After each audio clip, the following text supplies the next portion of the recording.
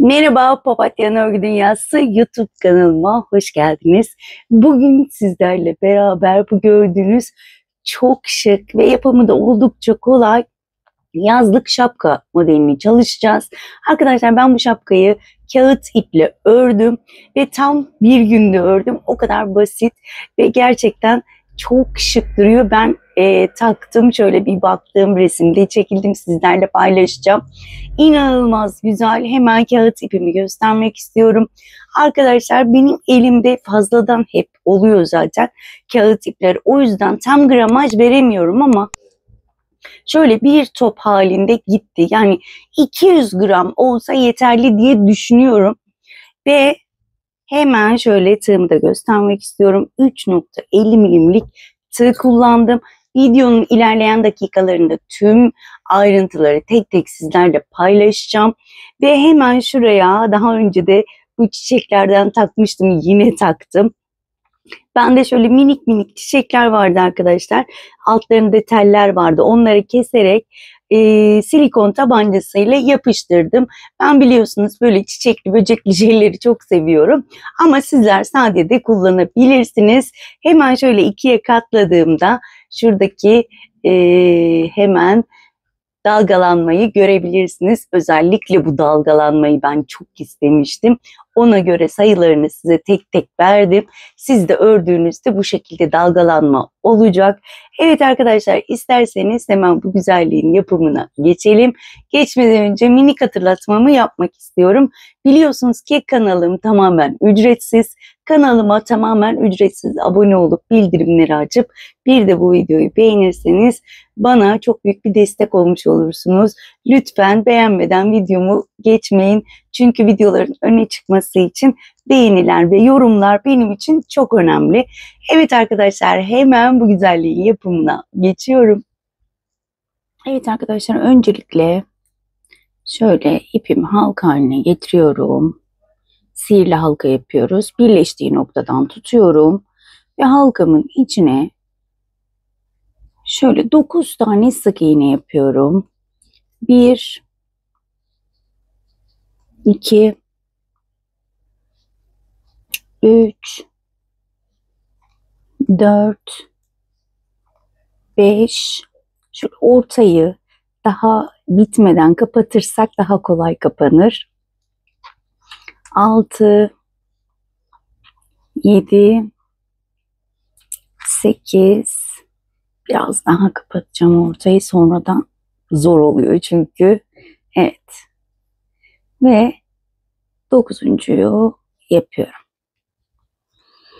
Daha sonra ilk yaptığım sık iğne tepesine batıyorum.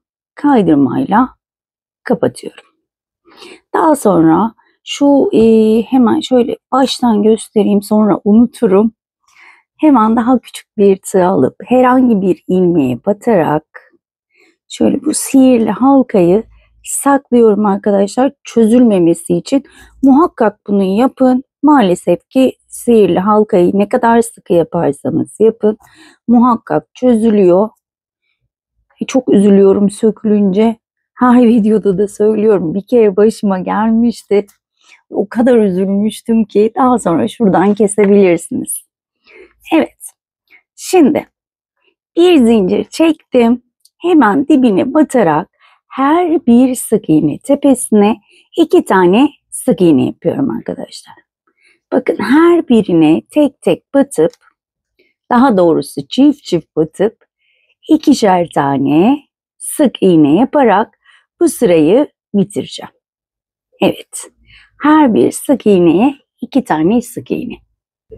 Evet, sıra sonuna geldim. İlk yaptığım sık iğne sırasına tepesine batıp kaydırmayla kapatıyorum. Burada bir zincir çektim. Hemen dibine batıyorum. Bir sık iğne yaptım.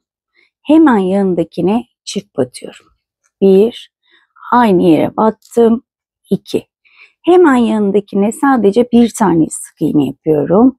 Hemen onun yanındakine 2 tane. Yani bir tek, bir çift sık iğne. Bir sık iğne tepesine Bir tane sık iğne yapıyorum. İkinci sık iğne tepesine 2 tane sık iğne yapıyorum. Eminim ki anlaşıldı. Şöyle şunu kapayalım. Bir tek sık iğne, bir çift sık iğne. Aynı yere ikinci kez batıyorum. Şimdi bu sırada bir tek bir çift yaparak devam edelim.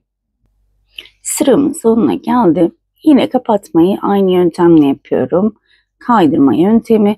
Şimdi arkadaşlar bakın gördüğünüz gibi ideal yuvarlaklığı. Bu yuvarlaklığı devam ettirebilmeniz için size küçücük bir tüyo vereceğim. Aynen bitirdiğimizde bu şekilde yüz yuvarlak olacak. Onu nasıl yapacağız? Arkadaşlar çiftlerin üzerine çift gelmemesi gerekiyor. Onu nasıl ayarlayabiliriz derseniz hemen şöyle bakın önümdeki sık iğneye batıp 2 tane kaydırma yapacağım. Bir, hemen yanına batıyorum. 2. Şimdi bu şekilde yaptığımızda sık iğnelerin tepelerine çiftlerin üzerine gelmemiş olacağız. Her sırada bunu yapacağız. 2 kaydırma, 3 kaydırma onu kendiniz ayarlayın. Bir sık iğne yaptım hemen tepesine. İkinci sık iğnemi yapıyorum tek olarak. Üçüncüye çift batıyorum arkadaşlar. 1, aynı yere battım. 2, 1, 2, üçüncüye çift batıyorum. Yani 2 tek, 1 çift yapıyoruz bu sırada sıra sonuna kadar. Sıra sonuna geldim. Yine kaydırma yaparak bu sıramı bitiriyorum. Şimdi burada 3 tane kaydırma yapacağım. 1, 2 ve 3. Bakın tam çiftin üstündeyim şu anda. Bir zincir çektim. Bu ilerleyince daha da böyle yuvarlaklanacak. Şimdi şöyle köşeli olduğuna bakmayın. Çok az çiftler yan yana olduğu için bu şekilde. Ama ara açıldığında daha da yuvarlak olacak. Sizler de göreceksiniz. Hemen dibine batırıyorum. Burada 1, 2,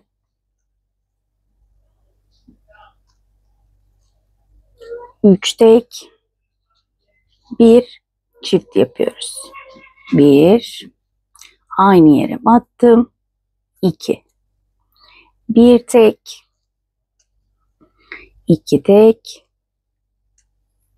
3 tek, dördüncüye çift batıyorum. Yani 3 tek, 1 çift şeklinde ilerliyoruz arkadaşlar. Bu şekilde. Sıranın sonuna geldim. Yine aynı yöntemle kapatıyorum. Ve yine 3 tane kaydırma yapıyorum. 1, 2 ve 3 tane kaydırma yaptım. Bir zincir çektim. Dibine batarak 4 tane sık iğne yapacağım. 1, 2, 3, 4, 5.'ye çift batıyorum. 4 tek, 1 çift. 1, 2, 3, 4, 5.'ye çift batıyorum arkadaşlar. 4 tek, 1 çift. Bu sırayı da devam edelim. Evet arkadaşlar sıranın sonuna geldim. Yine aynı yöntemle kapatıyorum. Ve her zaman yani arttırmalarımız bitene kadar şöyle 3 tane sık iğne, daha doğrusu kaydırma yapmayı ihmal etmiyoruz. Çünkü normal yuvarlak bir parça elde edemeyiz. Evet. Şimdi 4 tek bir çift yaptık. 5 tek bir çift, 6 tek bir çift, 7 tek bir çift şeklinde ilerleyeceğiz. Ne kadar ilerleyeceğiz? Standart şapka boyutları 15 santimdir tepe boyutu. Ama sizler çocuklar için yapacaksanız daha küçük yapabilirsiniz. Eğer çok gür saçlıysanız 16 santim yapabilirsiniz. Ama ben standart olarak 15 santim daha uzatıyorum. Tek tek arttırmalarımı ilerleterek, dediğim gibi 4 tek bir çifteydik şu anda. 5 tek, 6 tek, 7 tek bir çift şeklinde ilerleyip dönüyorum. Evet arkadaşlar, ben son sıramı ördüm ve bitirdim. Hemen şöyle ölçmek istiyorum.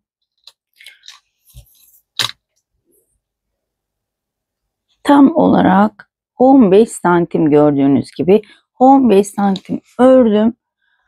Arkadaşlar ben burada 9 tek bir çifte kadar ördüm. Sizin ipiniz ince olur, kalın olur. 9 tek de değil, 10 tek bir çifte bitebilir. Daha fazla olabilir, daha az olabilir. Muhakkak hemen şöyle ördükçe ölçün. Standart beden 15 santimdir. Az önce dediğim gibi daha büyük, daha küçük kendiniz ayarlayabilirsiniz. Şimdi 15 santim olduğunda hemen bir zincir çekiyorum. Burada dibine batarak, her birine tek tek batarak sık iğne yapıyorum. Sıra sonuna kadar. Bu şekilde tek tek batıyorum ve sık iğnelerimi yapıp dönüyorum. Sıranın sonuna geldim. Yine aynı yöntemle kapatıyorum. Ve bu şekilde hiç arttırma yapmadan istediğiniz kadar örebilirsiniz. Ben de başıma takıp ölçeceğim. Şöyle istediğim uzunluğa gelene kadar örüp hemen döneceğim. Hiç arttırma yapmıyoruz. Kaç sıra öreceğim dediğim gibi bilmiyorum. Birkaç sıra hiç arttırma yapmadan her bir sık iğneye bir sık iğne yaparak bu şekilde devam edeceğim. Evet arkadaşlar, ben toplamda hiç arttırma yapmadan 7 sıra sık iğne ördüm. Gördüğünüz gibi modelim toparlandı. Şöyle göstermek istiyorum. Ve kaç santim örmüşüm hemen onu da göstermek istiyorum. Şöyle hemen en son çift yaptığım yerden ölçüyorum ve şöyle 4,5 santim örmüşüm arkadaşlar. Şimdi hemen modelime geçiyorum. Burada hemen bittikten sonra 1, 2, 3 tane zincir çektim. Tığın başını doladım ve önümdeki değil, hemen yanındaki sık iğne tepesine batıyorum. Ve şöyle ikili trabzan yapıyorum. Arada bir zincirim var. Tığın başını doladım. Birinci değil, ikinci sık iğne tepesine batıyorum. Ve şöyle minik minik kutucuklar yapıyorum arkadaşlar. Aramızda sadece bir zincir ve bir tane atlayıp ikinci sık iğne tepesine batarak sıra sonuna kadar bu şekilde devam edeceğim. Evet, sıranın sonuna geldim. Bir zincir çekiyorum. Şöyle bir, ikinciye battım. Kaydırmayla kapattım arkadaşlar. Burada bakın, hemen burada bir zincir çekiyorum. Hemen dibine batıyorum trabzanın, bir sık iğne yapıyorum. Bir zincirlik bölüme bir sık iğne. Trabzan tepesine bir tane sık iğne. Bu sıra bu şekilde devam edecek. Bir zincirlik bölüme batıyorum. Bir sık iğne. Trabzan tepesine bir sık iğne. Şöyle bir göstermek istiyorum, bakın. Bu şekilde sıra sonuna kadar devam edeceğiz. Bir zincirlik bölüme bir tane trabzan tepesine sık iğne, sıra sonuna kadar devam edelim. Evet arkadaşlar, sıranın sonuna geldim. İlk yaptığım sık iğneye batıp kaydırmayla kapatıyorum. Bakın, bu sırayı da bu şekilde bitirmiş olduk. Burada az önce 3 çektik ama 4 çeksem daha iyi olacak. 4 zincir çekiyorum. Tığın başını doluyorum. Yine sayıyorum, bakın. Direkt alttaki trabzan tepesine denk geliyor zaten. Yine ikili trabzan. Burada kaç kutucuk yapmak isterseniz, kaç sıra, o kadar yapabilirsiniz arkadaşlar. Ben 2 kutucuk yapmayı düşünüyorum. Geri kalanını başımı ölçeceğim. İstediğim boyuta gelene kadar yine sık iğne ile devam edeceğim. Sizler de şöyle kaç kutucuk yapmak istiyorsanız şöyle geriden de başlayabilirsiniz. Tek kutucuk sırası da yapabilirsiniz. Burası tamamen size bağlı. Ama her sırada şöyle başınıza bir takın. İstediğiniz bölüme gelene kadar olmuş mu diye bir ölçün. Ondan sonra devam ederiz. Şimdi ben yine kutucuk yapacağım. Bir üst sıraya geçip yine sık iğne sırasını yapacağım. Daha sonra da bakacağım tam istediğim sırada değilse, tam başıma uygun değilse birkaç sıra daha düz şekilde sık iğneler yapacağım. Daha sonra kenar bölümlerine geçeceğiz. Dediğim gibi şu anda tam başıma göre değil. Ben ördükçe başıma geçirip bir bakacağım. Sizler de aynı yöntemle yapabilirsiniz. Dediğim gibi ben bu şekilde örüp hemen dönüyorum. Evet arkadaşlar, ben şöyle hemen göstermek istiyorum. 2 sıra kutucuk sırası yaptım. Hemen şu ortada zaten beraber yaptığımız sık iğne sırası. İkinci kutudan sonra 3 sıra hiç arttırma yapmadan sık iğne yaptım. Şimdi hemen şöyle, nerede o? Bakın buraya bir ip koydum. Göremiyorum çünkü çift hangi yerde bittiğini, en son arttırmamız burada bitmiş.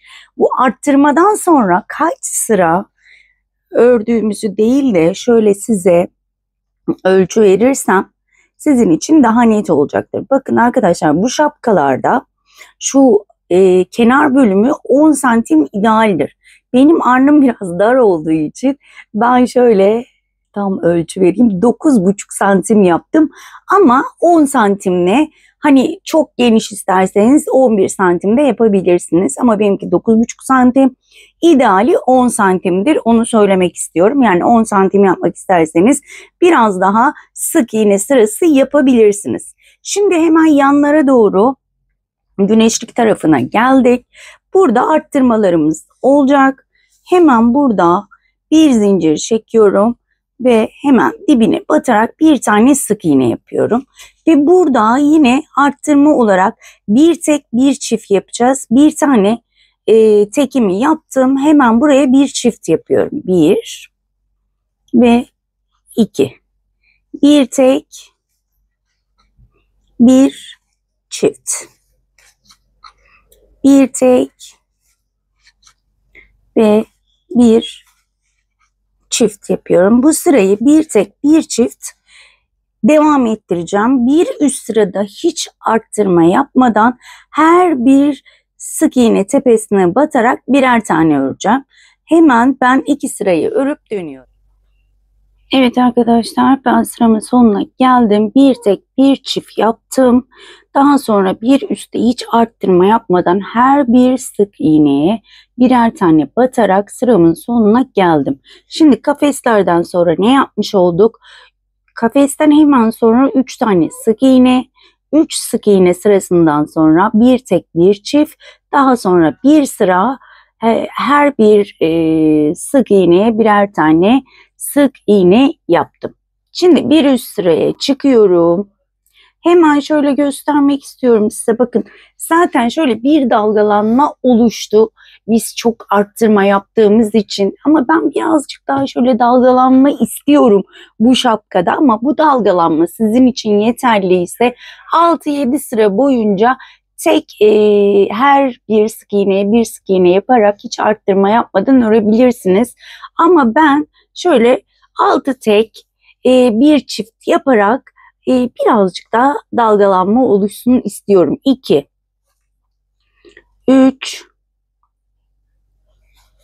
4, 5, 6 tane tek yapıyorum. Bir tane çift yapıyorum. Evet. 1,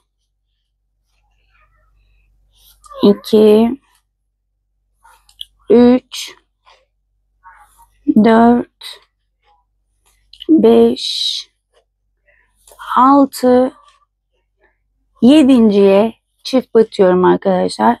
Bu sırayı bu şekilde arttırmayla bitireceğim. Daha sonra 5-6 sırada hiç arttırma yapmadan sık iğne yapıp dönüyorum. Evet arkadaşlar, ben yeterince ördüğümü düşünüyorum. Son sırayı beraber öreceğiz. Ve nerelerde ne kadar arttırma yaptım, ne kadar düz yaptım tek tek anlatmak istiyorum. Burayı dikkatlice izlerseniz sevinirim. Hemen şöyle baştan, yani şu kutucuklardan sayıyorum. Kutucukları yaptıktan sonra 3 sıra hiç arttırma yapmadan ördüm. Daha sonra bir tek bir çift ördüm. Daha sonra bir sıra arttırma yapmadan ördüm. Bir sıra 6 tek bir çift ördük. Daha sonra 1, 2, 3, 4, 5 sıra hiç arttırma yapmadan ördüm arkadaşlar. Ve daha sonra burada 20 tek bir çift yaptım. Çünkü biraz darardı gibi geldi.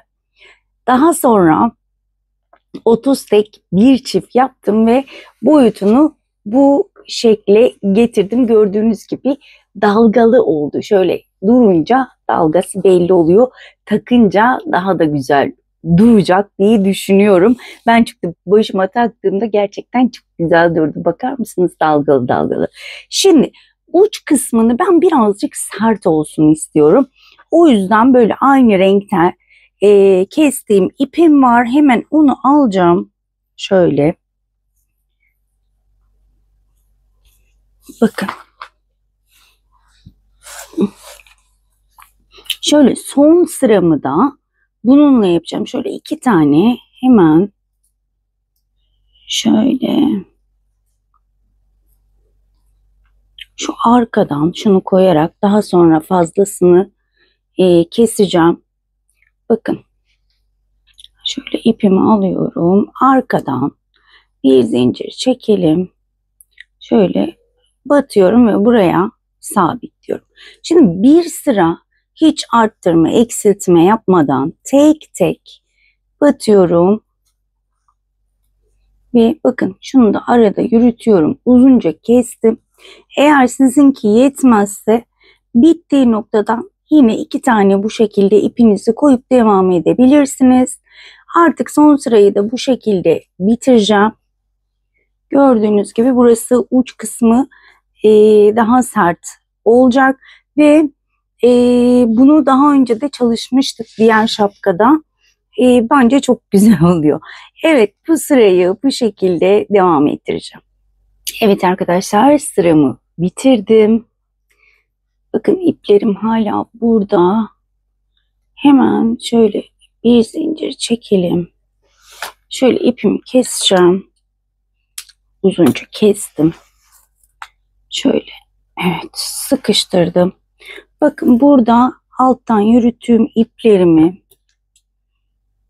şöyle keseceğim. Daha sonra bunları içten yürüteceğim arkadaşlar. Bunları kaybedeceğim. Şimdi bu uzun kestiğim ipi alıyorum. İğnemi geçirdim. Ve hemen şöyle bakın, birinci değil ikinciden şu şekilde batıyorum. Şuraya düzlemek amaçlı.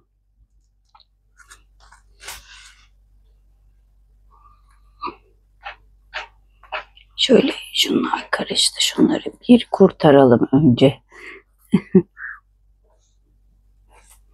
Şöyle, evet. Tekrar şuraya batalım. Bakın gördüğünüz gibi şurası dümdüz bir şekilde bitti. Hemen şunu şöyle içten yürüterek, tabii ki önemli olan düğmemize atalım, aman sökülmesin. Keşke önce şunları saklasaydım. Şimdi hemen şurada herhangi bir yere batıp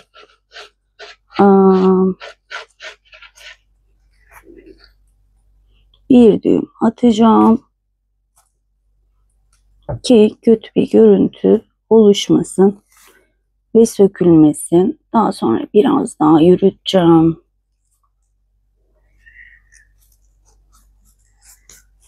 Ve daha sonra ipimi kesiyorum. Şöyle biraz sıkıştıracağım. Evet. Sizler daha ayrıntılı saklarsınız. Şunları da aynı şekilde şöyle bakın. Şöyle daha ince bir tığ aldım. Daha ince bir tığla saklamaya çalışıyorum.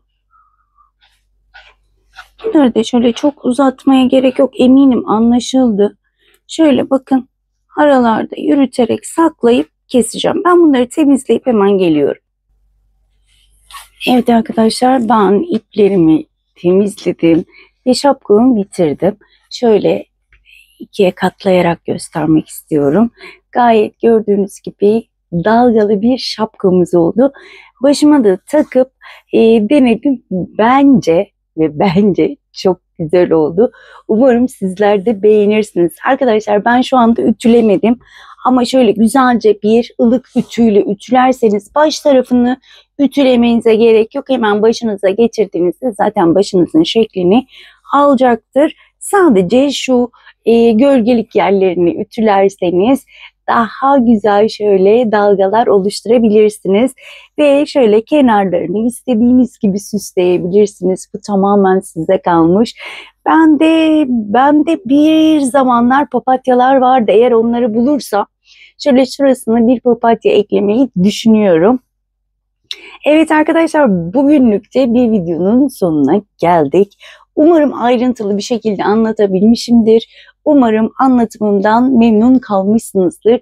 Bir dahaki modelde görüşmek dileğiyle. Kendinize çok iyi bakın. Hoşça kalın.